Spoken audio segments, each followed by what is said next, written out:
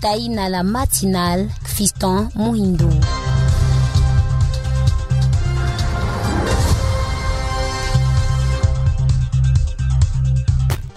Bonjour mesdames et messieurs, nous sommes très contents d'être avec vous ce matin dans le cadre de cette antenne qui vous informe à temps réel. Ici nous commençons par le Rwanda, c'est à la une bien sûr sur les médias en ligne mediacongo.net qui parle de plusieurs changements au sein de l'appareil militaire avec un nouveau ministre de la Défense. Parlons-en, c'est au Rwanda. Le président rwandais a procédé au total à une demi-douzaine de changements au sein de l'armée. C'était le 5 juin 2023. Et à la nomination d'un nouveau ministre de la Défense, Juvenal Marizamunda. Au Rwanda, la présidence a nommé ce 5 juin 2023 une série de changements au sein de l'appareil militaire. Donc a annoncé ce 5 juin 2023 une série de changements au sein de l'appareil militaire. Un nouveau chef d'état-major de la défense a été nommé, mais aussi et surtout un nouveau ministre de la défense en poste depuis 2018. Le major général Albert Murasira est remplacé par Juvenal Marizamunda, auparavant commissaire général du service correctionnel rwandais. C'est Lucie Mwilo, un nouveau ministre de la Défense avec une longue carrière d'abord dans l'armée puis avec les forces de l'ordre, notamment ancien inspecteur général adjoint de la police de 2014 jusqu'en 2021. De son côté, Jean Bosco Kazura n'est plus chef d'état-major de la Défense, plus haute fonction au sein des forces de défense rwandaises derrière le commandant en chef de l'armée. Position tenue par le président Paul Kagame. Il est remplacé à ce poste par Mubarak Muganga. Ce lieutenant général est un pur produit de l'armée rwandaise dans laquelle il officie depuis plus de 30 ans. Âgé de 56 ans, il n'a cessé de grimper les échelons au fil des années, commandant la 4e puis la 3e division de l'armée avant de prendre en charge entre 2016 et 2021 la 1re division ainsi que le conseil d'administration de l'atelier des forces armées. Tout au long de sa carrière, il a, selon la presse rwandaise, reçu de nombreuses distinctions comme la médaille de la libération nationale ou celle de la campagne contre les génocides. On notera également qu'il s'est en partie formé en Chine, en Égypte et au Kenya. En conséquence, le major général Vincent Nyakarundi succède à ces derniers au poste de chef d'état-major de l'armée de terre, alors qu'Alex Kagame devient lui commandant plutôt de la force opérationnelle interarmée au Mozambique. Le président rwandais a procédé au total à une demi-douzaine de changements au sein de l'armée, des changements qui interviennent dans un contexte de tensions persistantes avec la RDC. Voilà tout juste à vous proposer ce matin. Alors nous parlons de Christophe Lutundula. Ici, 10 Congolais tués à Khartoum, ce sont les explications réclamées au gouvernement soudanais. Voilà les titres ce matin du média en ligne mediacongo.net. Alors, c'est le ministre des Affaires étrangères de la RDC qui a appris avec une profonde consternation la mort de 10 Congolais tués par des bombardements effectués le dimanche 4 juin 2023 à 13h sur le campus de l'Université internationale d'Afrique située à Khartoum, annonce dans un communiqué le vice-premier ministre chargé bien sûr des affaires étrangères.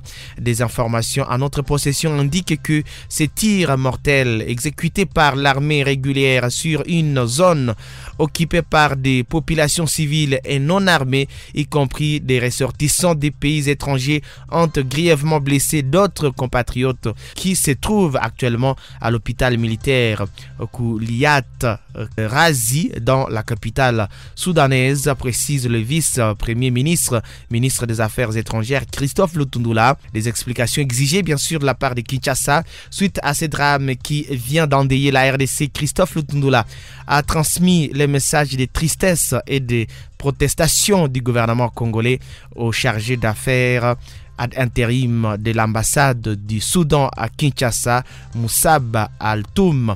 Alors, donc, lors d'une interview dans son cabinet de travail, bien sûr, lundi 5 juin 2023. J'ai fait savoir au chargé d'affaires ad intérim du Soudan à Kinshasa que le gouvernement congolais attend des autorités soudanaises toute la lumière sur ces drames pour permettre aux familles des victimes de faire le deuil de leur.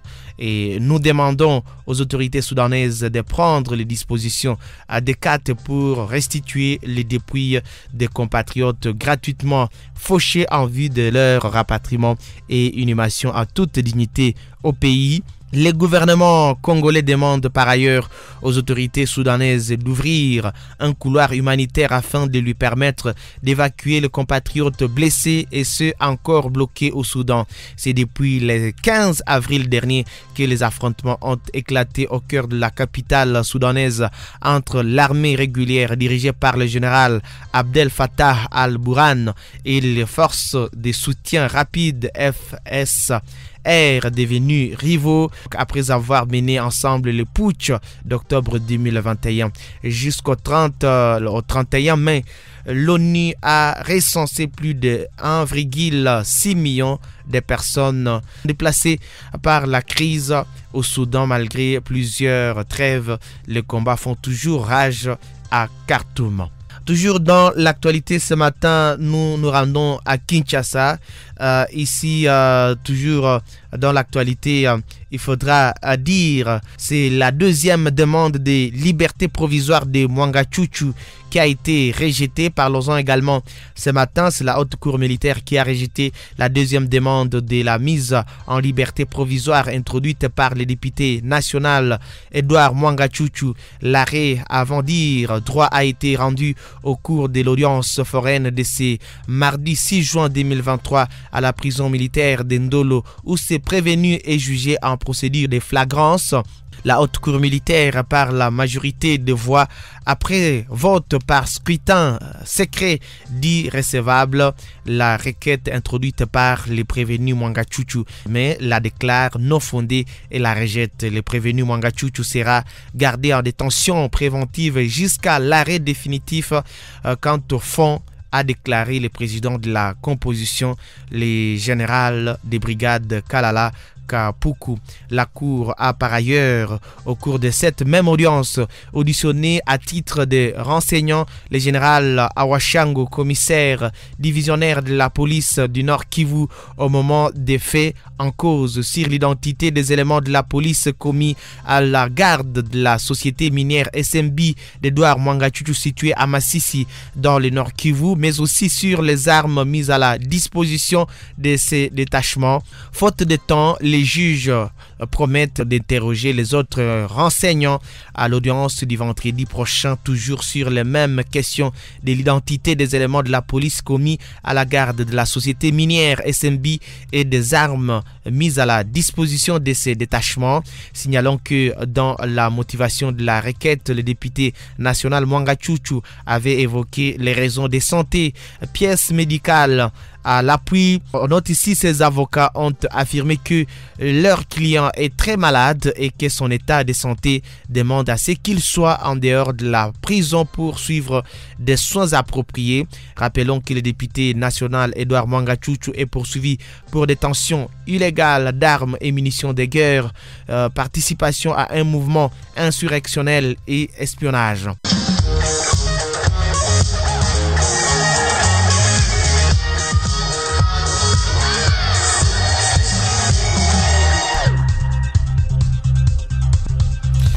Voilà, des retours dans ces studios. Cette antenne aussi revient sur l'arrestation de Salomon Kalonda. Ici, c'est Ensemble pour la République qui évoque des irrégularités et rejette les affirmations de l'armée. Ballon, c'est le parti de Moïse Katumbi, Ensemble pour la République, qui a dénoncé hier mardi 6 juin à partir de Lubumbashi les propos tenus par l'armée au sujet des griefs reprochés à Salomon Kalonda.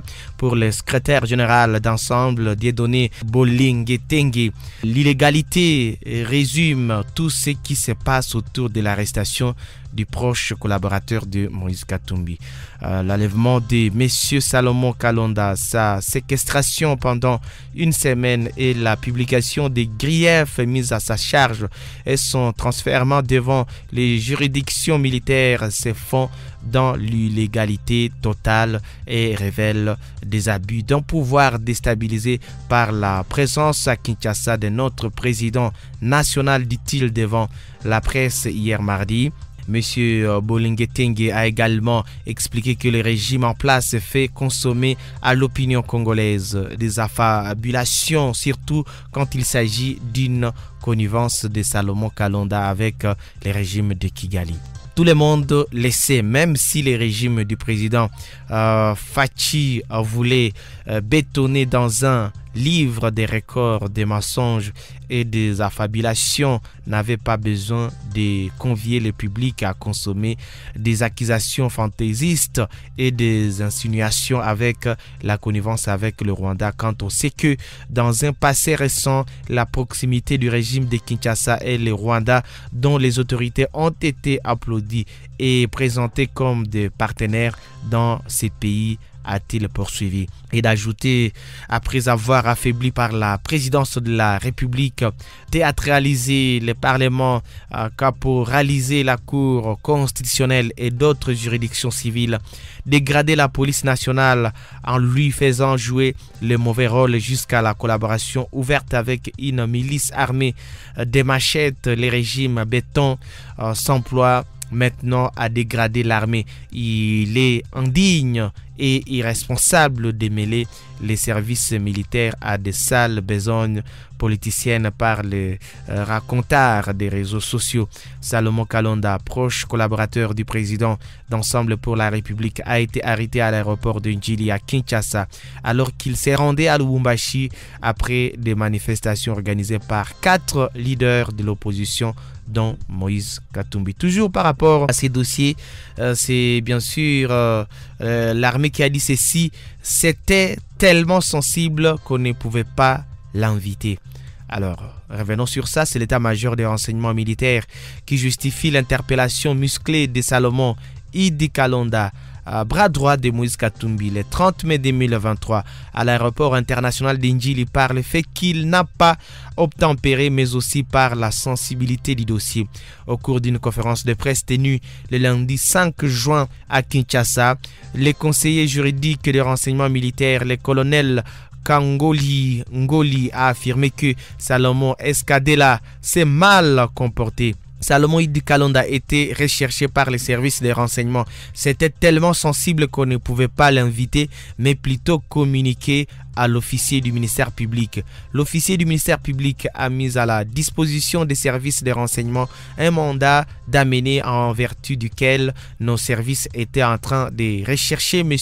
Salomon partout dans la ville de Kinshasa, a-t-il déclaré. Avant de renchérir, mais néanmoins le mandat d'amener n'a pas d'espace et nous avons pu les retrouver à l'aéroport d'Njili. Vous constaterez avec moi qu'il s'est mal comporté parce que l'article 190 du Code judiciaire militaire dit que tout inculpé qui n'obéit pas à un mandat d'amener ou ayant obéi mais tente de s'évader doit être contraint par la force. C'est pourquoi vous avez constaté que les services ont utilisé la force pour mettre la main sur messieurs conformément au code judiciaire militaire. Il s'est dénoté que l'armée reproche à Salomon Idi Kalonda 3 griefs, à savoir l'atteinte à la sûreté de l'État, l'incitation des militaires à commettre des actes contraires aux devoirs et à la discipline, mais aussi à la détention illégale d'armes à feu et de munitions de guerre. Voilà, c'est un peu à retenir ce mercredi 7 juin 2023.